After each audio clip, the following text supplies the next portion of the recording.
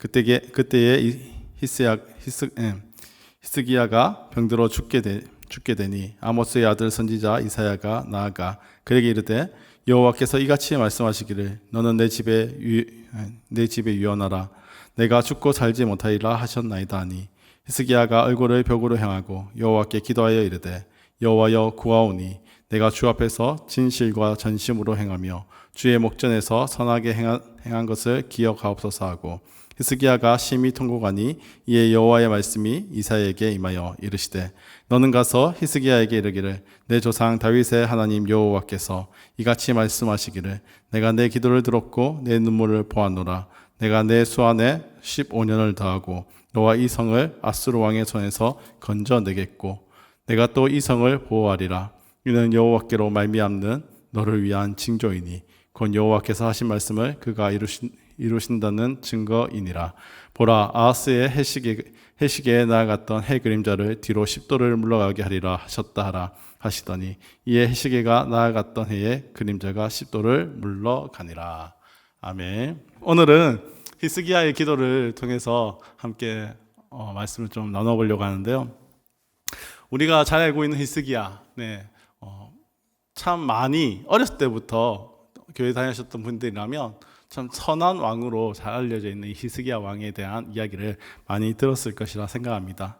이 히스기야는 그 이름조차가 하나님의 사람이라는 그런 생각을 들게 하는데요. 그 이름의 뜻이 하나님의 힘 또는 여호와는 강하시다, 이러한 의미를 가지고 있습니다. 참 하나님을 잘 섬기지 않는 때에, 그래서 자기가 자기 소견에 오른 대로 살던 그러한 이스라엘 백성들이 많았던 때에 여호와는 하나님의 힘, 여호와는 강하시다는 의미를 가지고 살아간다는 것은 참 의미 있는 그러한 일인 것 같습니다. 히스기야 왕의 삶도 사실은 그 이름만큼이나 또 열심히 하나님을 섬기는 그러한 삶이었습니다. 그가 왕이 되었을 때 그는 그의 아버지는 하나님을 제대로 섬기지 못했거든요. 그래서 산당도 많았고 또 종교적으로 또 이렇게 영적으로도 많이 이스라엘이 힘든 때였습니다. 그때 유다가 그렇게 힘들 때에 이 히스기야 왕이 되면서 하나님을 올바로 섬기려 하는, 그래서 영적 그러한 부흥을 다시 한번 일으키려 했던 그런 모습들을 보게 됩니다. 산당들을 다 없애고요. 그리고 영적 다시 한번 종교개혁을 일으키는 그런 모습들을 보게 되는 것이죠. 그랬던 히스기야. 그런데 오늘 본문의 배경은 그랬던 히스기야의 모습은 조금은 사라지고만 그런 모습들을 보게 됩니다.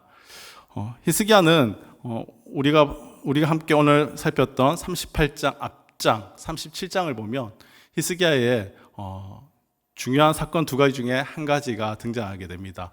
히스기야의 기도가 한 가지 등장하게 되는데요. 이사야서 37장에서 등장하는 기도는 사네립이 이제 이 아수르인 사네립이 이 유다를 침공하는 그러한 장면이지요. 그래서 더 이상 의지할 수 없는 그러한 상황에 놓인 히스기야, 다시 하나님을 찾습니다.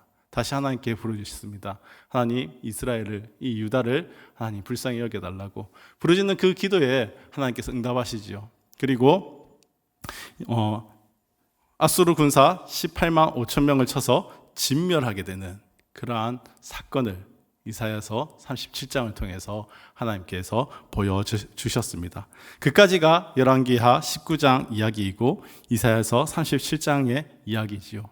그 후에 그가 병들어 죽게 되었을 때도 그는 다시 골방에 들어가 하나님께 매달리는 모습들을 보게 됩니다. 그것이 오늘 함께 살피게 되는 그러한 본문이죠. 그리고 이 기도가 응답되어서 15년이라는 세월을 연장받게 되었다. 이것은 너무나 잘 알려져 있는 사건이라서 우리 모든 성도님들이 잘 아는 그러한 이야기이기도 합니다. 이사야서의 전체의 주제와 관련해서 우리가 오늘의 본문을 살펴볼 때 이 본문은 단지 기도의 능력을 말해주는 것 같다라는 생각은 들지 않습니다. 히스기야는 자신이 이뤄놓은 그 공로를 내세워서 기도를 응답받은 것처럼 보이기도 합니다. 38장 3절 말씀을 보면 자신의 그런 공로들을 내세우는 그런 모습들도 보게 되기 때문입니다. 하지만 이사야서 38장 1절에서 8절 말씀을 이사야 전체 문맥에서 들여다보면 히스기야를 다루는 주님의 은혜의 손길, 그 손길을 발견하게 된다는 것입니다. 그리고 그 손길을 통해서 유다를 교정하려고 하시는, 유다의 그러한 모습들을, 잘못된 모습들을 바로잡으려 하시는 하나님의 은혜로운 계획이 있음을 조명해 주는 것을 발견하게 되는 것이죠. 오늘 이 글을 통해서 사망 통보의 목적, 그리고 기도의 목적, 그리고 주님의 응답에 대해서 한번 하나씩 살펴보고자 합니다. 먼저 히스기야의 병과 사망 통보의 목적을 한번 살펴볼 건데요. 본문 1절 말씀입니다. 그때 히스기야가 병들어 죽게 되니 아모스의 아들 선지자 이사야가 나아가 그에게 이르되 여호와께서 이같이 말씀하시기를 너는 내 집에 유언하라. 내가 죽고 살지 못하리라 하셨나이다 하니. 주께서 선지자를 통해서 히스기야에게 갑자기 사망을 통보하셨습니다. 그는 왕위에 오르자마자 일대 종교개혁을 단행했던 그러한 인물이었습니다. 그의 선친이었던 아하스, 그는 온갖 우상을 다 끌어들이고 예루살렘 성전은 물론이고 전 국토를 우상으로 덮어버렸던 그러한 인물이죠. 그래서 히스기야는 대대적인 종교개혁으로 유다를 정상으로 회복시켜 놓았습니다. 이뿐이 아니었습니다. 그의 아버지가 아수르와 맺은 조약까지 파기하면서 오직 하나님만, 오직 주님만 의지하겠다는 신앙 자세를 천명하는 그러한 모습들도 보여주었던 인물입니다. 그런데 그가 시간이 지나고 어떻게 바뀌었을까요? 점점 주님만 의지한다 했던 그의 모습은 세속을 의지하는 모습으로 변화되어 갔다는 것이죠. 애굽을 중심으로 하는 반아수르 동맹에 참여하게 되죠. 자신을 배신한 이 히스기야를 징벌하겠다는 이 아수르의 사네립이 침공해 오자 히스기야는 전쟁 배상금을 지불하고 그를 돌려보냅니다. 하나님을 의지하면서 싸우려고 하는 그러한 생각이 아니라 모든 것을 세속적으로 풀어나가려 하는 그런 히스기야의 모습을 보게 되는 것이죠. 이사야 선지자의 경고와 책망에도 불구하고 그는 아수르 문제에 있어서만큼은 철저하게 세속적인 그러한 태도를 보여주었습니다. 주님은 아무리 선지자를 통해서 경고해도 말을 듣지 않는 이 히스기야를 교정하기 위해서 이 병을 주신 것으로 보여지게 됩니다. 어떻게 알 수 있을까요? 이 사건은 기술 순서로 보면 아수르 군대를 물리친 후에 기록된 것처럼 그렇게 보여집니다. 그러나 본문에 주께서 히스기야에게 응답하신 내용의 말씀을 살펴보면 아수르 군대를 물리치기 전에 있었던 사실이라는 사실을 어렵지 않게 알 수 있습니다. 이사야서 38장 1절은 이 일이 그때에 일어났다라고 말해주고 있습니다. 여기서 말한 그때는 언제일까? 히스기야는 이 기도를 통해서 15년이라는 생명을 연장받게 되지요. 그런데 히스기야가 몇 년 동안 왕위에 있었을까요? 열왕기하 18장 2절은 히스기야 왕이 29년을 통치했다라고 말해주고 있습니다. 그러면 이 일은 언제 일어났을까? 29년에서 15년을 뺀 14년이라는 것이죠. 이 사건은 그가 왕위에 오른 지 14년이 되었을 때 일어난 일. 그런데 14년째 되는 해에 한 가지 사건이 더 있었죠. 이사야서 36장 1절입니다. 히스기야 왕 14년에 아수르 왕 사네립이 올라와서 유다 모든 견고한 성을 쳐서 취하니라. 사네립의 유다 침공이 같은 해에 일어났다는 것입니다. 그렇다면 정확히 언제였을까? 병고침 전이었을까? 병고침 후였을까? 38장 5절에서 6절 말씀입니다. 너는 가서 히스기야에게 이르기를 내 조상 다윗의 하나님 여호와께서 이같이 말씀하시기를 내가 내 기도를 들었고 내 눈물을 보았노라. 내가 내 수 안에 15년을 더하고 너와 이 성을 아수르 왕의 손에서 건져내겠고 내가 또 이 성을 보호하리라. 이 말씀은 히스기야의 기도에 대한 주님의 응답으로 주님은 병고침과 함께 사네립에 대한 승리를 약속해 주셨습니다. 이 응답을 통해서 보았을 때 아수르 왕 사네립의 공격과 사망 통보가 함께 주어졌다는 사실을 유추해 볼 수 있는 것이죠.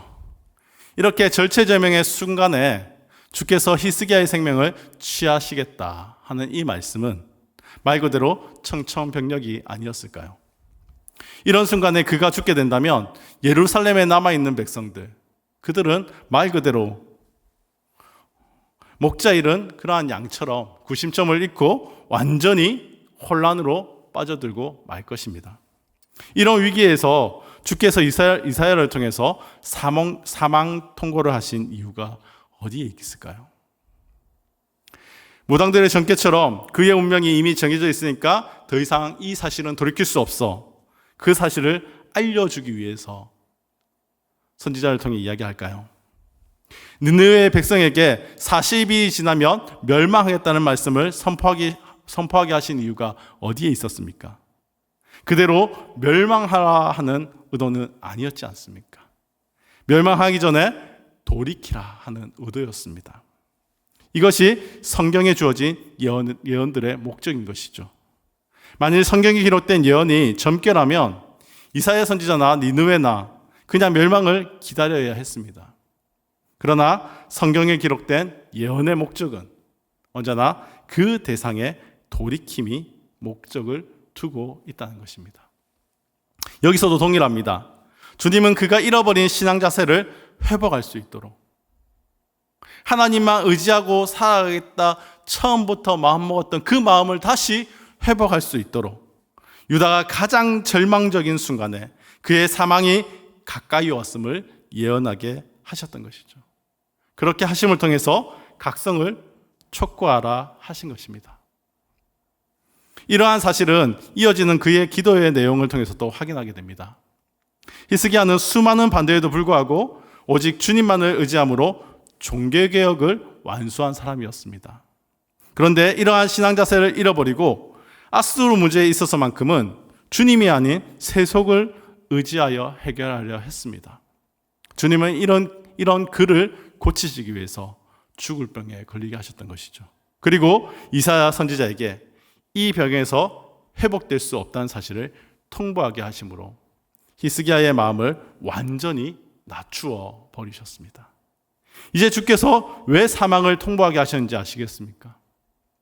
성경 예언의 목적대로 예언의 대상의 돌이킴, 그의 잃어버린 신앙 자세 회복이 바로 이 예언의 목적이었습니다. 유다가 가장 어려운 시기에 병에 걸린 히스기야, 그는 자신이 회복될 수 없다는 예언을 듣게 됩니다. 이 예언을 전달받은 그는 절망하게 됩니다. 그리고 기도합니다. 본문의 2절과 3절 말씀입니다. 히스기야가 얼굴을 벽으로 향하고 여호와께 기도하여 가로되 여호와여 구하오니 내가 주의 앞에서 진실과 전심으로 행하며 주의 목전에서 선하게 행한 것을 추억하여 주옵소서 하고 심히 통곡하니라. 그가 선지자의 예언을 듣고 주 앞에 엎드려 기도합니다. 그런데 그의 기도의 첫 마디가 무엇입니까? 그가 종교개혁을 진행하면서 가졌던 신앙 자세, 그가 진실하게 하나님을 의지했던, 그가 전심으로 하나님을 의지했던 모습을 주님께서 기억해 달라고 하는 것입니다. 그리고 스스로 그 때를 기억하고 있습니다. 그때는 주님만 전심으로 의지하며 그 어려운 일들을 해냈었죠. 얼마나 많은 반대가 있었겠습니까? 얼마나 많은 어려움들이 있었겠습니까?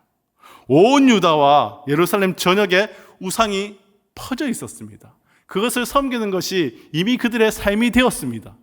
그런데 그 모든 것을 바꾸려 하면 얼마나 힘들었을까요? 그런데도 그는 주님만 의지함으로 그 어려운 과업을 수행했다는 것이죠. 선대 왕들이 제거하지 못했던 산당까지도 완벽하게 제거했습니다. 그런데 아수르의 위험 앞에 무너지고 말았던 것이죠. 아수르가 얼마나 두려웠는지 이사야 선지자의 반복되는 경고까지 무시할 정도였습니다. 그런데 그는 이 위기를 맞아서 당시 전심으로 주님을 의지했던 진실한 신앙을 기억하며 통곡했다라고 합니다. 그는 아수르의 위협 앞에 무너져버린 자신의 연약함 때문에 통곡하며 돌이킨 것 아닐까요? 그가 주님의 응답을 받은 다음에 쓴 글이 오늘 본문에 이어지는 9절에서 20절에 기록되어 있습니다. 그중 17절에 이런 말씀이 있습니다. 보옵소서. 내게 큰 고통을 더하신 것은 내게 평안을 주려 하심이라. 주께서 나의 영혼을 사랑하사 멸망의 구덩이에서 건지셨고 나의 모든 죄는 주의 등에 던지셨나이다. 그는 이 병과 사망 통보의 목적이 바로 주께서 자신을 평안과 구원과 죄로부터 돌이킴을 주시는데 있었다는 사실을 고백했다는 것입니다. 이 말씀 그대로 그는 주님만을 의지하는 신앙 자세를 회복함으로 평안함을 얻었습니다. 그리고 죄사함을 받았습니다. 이를 통해서 볼 때 히스기야의 기도는 단순히 병고침을 위한 기도만은 아니었을 것입니다. 세속을 의지했던 죄를 버리고 오직 주님만 의지하기로 돌이키는 그러한 기도였을 것입니다. 여기에 한 가지 목적이 더 있습니다. 5절에서 6절 말씀입니다. 너는 가서 히스기야에게 이르기를 내 조상 다윗의 하나님 여호와께서 이같이 말씀하시기를 내가 내 기도를 들었고 내 눈물을 보았노라. 내가 내 수완에 15년을 더하고 너와 이 성을 아수르 왕의 손에서 건져내겠고 내가 또 이 성을 보호하리라. 주님의 약속은 단순히 그의 생명을 연장만을 언급하지 않고 있습니다. 바로 아수르의 공격으로부터 보호, 특별히 예루살렘 성의 보호를 약속해 주셨습니다. 이를 통해서 볼 때 히스기야의 기도는 단순히 자신의 생명 연장에만 있지는 않았습니다. 그의 기도의 궁극적인 목적은 유다와 예루살렘의 안전에 있었습니다. 즉 주님의 나라를 위한 기도였습니다. 정리하면 히스기야의 기도는 두 가지 목적이 있었습니다. 자신의 죄에서 돌이킴과 더불어 유다와 예루살렘의 구원을 위한 기도였다는 것입니다. 그는 이 어려움을 통하여서 다시 온전히 주님만 의지하는 신앙 자세를 회복합니다. 주님은 이렇게 세속을 의지하는 그의 잘못된 태도를 교정하시기 위해서 어려움을 주셨던 것이죠. 히스기야는 죄에서 돌이켜 주님만 온전히 의지하는 그 모습을 드디어 회복하게 됩니다. 그렇다면 주님의 응답이 어떻게 나타나야 할까요? 회복이라는 것이죠.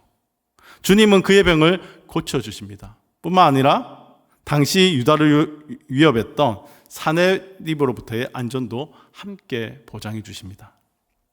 이와 함께 한 가지 표적도 보여주십니다. 38장 7절 8절 말씀이죠. 나 여호와가 말한 것을 내게 이룰 증거로 이 징조를 내게 주리라. 보라, 아하스의 일령표에 나아갔던 해그림자를 뒤로 10도를 물러나게 하리라 하셨다라 하시더니 이에 해그림자에 나아갔던 해의 그림자가 10도를 물러가니라. 해그림자가 10도로 물러갔다. 이 해시계가 10도로 물러갔다는 것이죠. 아하스 왕이 이 시계를 만들어서 아하스의 해시계로 불렀었습니다. 그런데 해의 그림자가 10도를 물러가는 징조를 보여주시겠다라고 말씀하셨습니다. 이 징조는 주님께서 그에게 주신 약속의 확실함을 보증하는 그러한 역할을 했던 것이죠. 히스기야는 이 말씀을 통해 자신의 병고침과 함께 사내립의 몰락을 함께 내다볼 수 있었습니다. 이 응답은 히스기야의 기도는 단순히 자신의 병고침을 위한 통곡이 아니었음을 알 수 있습니다. 예루살렘이 18만 5천 명의 군대에 의해 포위된 상태에서 랍사게의 입술에 통하여 들려졌던 사내립 왕의 주님을 해방했던 말들에도 불구하고 주께서 이 징조를 통해서 보여주시며 주신 약속, 너와 이 성을 아수르의 왕의 손에서 건져내겠고 내가 또 이 성을 보호하리라. 그렇게 말씀하신 약속의 말씀을 굳게 붙들기 위한 기도였음을 알 수 있습니다.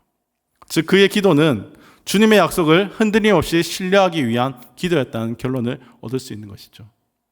주님은 그렇게 자신을 신뢰하고 의지하는 히스기야에게 주신 약속을 시행하심으로 자신의 신실함을 입증해 보여주셨습니다. 우리 역시 이런 기도의 자세를 가져야 하겠죠. 어떤 상황에서나 어떠한 때나 주님의 약속을 신뢰하고 흔들림 없이 주님의 뜻에 따를 수 있길 우리는 기도해야 하지 않겠습니까? 하나님께서 우리에게 우리의 모든 삶의 문제 가운데에서 이 히스기야와 같이 동일하게 우리에게 돌아오라고 그러한 어려움들을 주시는 것은 아닐 수 있습니다.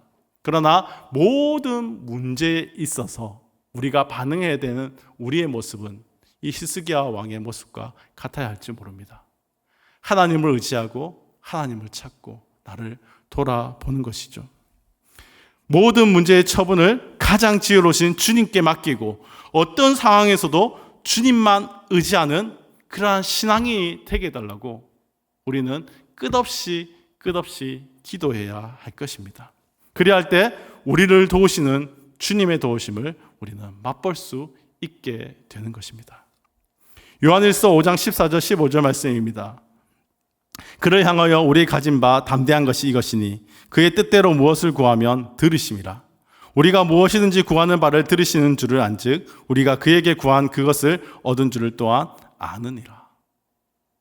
아하스의 해시계에서 해 그림자가 10도나 뒤로 물러가는 그 표적이 나타났다면 우리에게는 그보다 더 확실한 주님의 약속의 말씀이 우리에게 있습니다.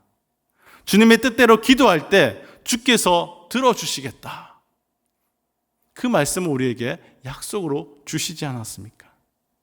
히스기야처럼 세속을 의지하던 태도를 버리고 주님만 온전히 신뢰하고 의지하는 삶을 살 수 있도록 기도합시다. 어떠한 상황에서도 흔들림 없이 주님만 의지함으로 승리하는 삶을 살 수 있을 것입니다. 이렇게 히스기야를 다루셔서 교정하신 주님은 오늘 우리의 삶에서도 세속이 아닌 오직 주님만 의지하는 그러한 언약 백성의 자세를 가질 수 있도록 우리를 가르치시고 징계하시고 교정하실 것입니다. 이것이 히스기야 기사를 통해서 이사야가 우리에게 말해주는 교훈입니다. 저는 금요 기도회의 필요성이 여기 있지 않나 생각합니다. 우리가 세상 속에서 정말 찌들려 살며 세상 속에서 정말 열심으로 살아왔는데 그러면서 우리의 시선이 조금씩 바뀌어지고 틀어지는 것이죠. 그래서 하나님은 이 기도의 시간을 통해서 우리의 시선을 하나님께 향하라고 하나님을 의지하고 하나님을 붙들라고 우리에게 이 기도의 시간을 허락하신 것이 아닐까 하는 그런 생각을 하게 됩니다. 우리가 우리에게 문제가 있어서 우리에게 어려움이 있어서 이 예배 자리에 나와서 하나님을 부르짖는 게 아니라 우리가 이곳에 나와서 나의 문제를 내려놓고 교회의 문제를 내려놓고 성도의 문제를 내려놓고 기도하는 이유는 우리가 하나님을 의지하기 위해서 우리가 하나님만 바라보기 위해서 이 자리에 나와 함께 기도하는 것입니다. 우리 모든 성도님들이 그러한 같은 마음을 가지고 나와 함께 기도했으면 좋겠습니다. 그렇게 기도할 때 하나님께서 이 히스기야의 기도를 응답하시고 그 눈물을 보시고 역사하셔서 그의 삶을 15년이나 연장해 주셨던 그러한 은혜를 베푸셨듯 우리가 하나님만 바라보며 하나님만 의지하겠습니다. 우리가 하나님만 따르겠습니다라고 기도하며 나아갈 때 하나님께서는 우리에게도 은혜를 베푸셔서 우리의 삶에도 하나님의 인도하심이 있게 하실 것이고 우리를 통해 우리 교회를 더욱더 든든하게 세워나가실 것이며 우리의 기도를 통해 우리의 나라도 하나님께서 든든하게 붙들어 주시지 않을까 하는 생각들을 가지게 됩니다. 사랑하는 성도 여러분, 하나님의 이 약속을 붙들고 함께 기도합시다. 하나님께 기도하며 하나님만 바라보겠습니다. 하나님만 의지하겠습니다. 함께 그렇게 같이 기도했으면 좋겠습니다. 저는 이 히스기야의 삶을 기도를 보면서 마지막 히스기야의 삶도 한번 돌아보게 됩니다. 우리가 참 좋아하는 히스기야 왕이지만 그의 결말은 결코 좋지만은 않았다는 것을 우리는 다 알게 됩니다. 그게 사람들의 그러한 모습인 것 같아요. 하나님 앞에 내가 하나님만 바라보겠습니다 라고 그래서 정말 결단하고 살아왔지만 다시 세속을 의지했던 이 히스기야, 그래서 하나님께서 그를 만나 주셨잖아요. 그래서 그의 기도를 바꾸도록 하나님께서 역사하여 주셨잖아요. 이제는 정말 하나님만 잘 믿고 살면 좋겠는데 그런데 히스기야의 그의 삶의 마지막은 여전히 또 죄의 모습으로 돌아가는 그러한 모습들을 보게 됩니다. 온전히 하나님만 의지하지 못하는 그의 모습들을 보게 됩니다. 이것이 인간의 모습이 아닐까 생각합니다. 저와 여러분도 같잖아요. 내가 하나님 구원받은 자로 하나님 은혜 누리며 삽니다라고 말하지만 그러나 삶의 자리에 돌아가서는 우리는 또 세상의 방식대로 세상을 의지하며 살다가 또 안 그래야지, 내가 다시 하나님 앞에 정신 차려야지 라고 하나님 앞에 돌아오지만 또 여전히 죄의 모습으로 나아가는 우리를 보지 않습니까? 그래도 히스기야는 하나님 앞에 자랑할 것이라도 있습니다. 하나님, 제가 이렇게 전심으로 하나님 섬기며 살아왔지 않습니까? 내가 이 종교개혁도 일으키고 하나님, 내가 이렇게 열심히 살아왔지 않습니까? 그런데 제 모습을 돌아보면 하나님께 자랑할 게 하나도 없어요. 하나님, 저는 하나님께 자랑할 게 없습니다. 내 믿음 지키기 위해서 내가 얼마나 열심히 살아왔는지 자랑할 것도 없고요, 내 공로 하나님 앞에 내어놓을 것도 없습니다. 그런데 제게 참된 소망과 희망은 내겐 히스기야는 보지 못했던 그 예수 그리스도가 있더라고요. 히스기야는 자신의 공로를 내세울 수 있었지만 나는 예수 그리스도를 내세울 수 있더라고요.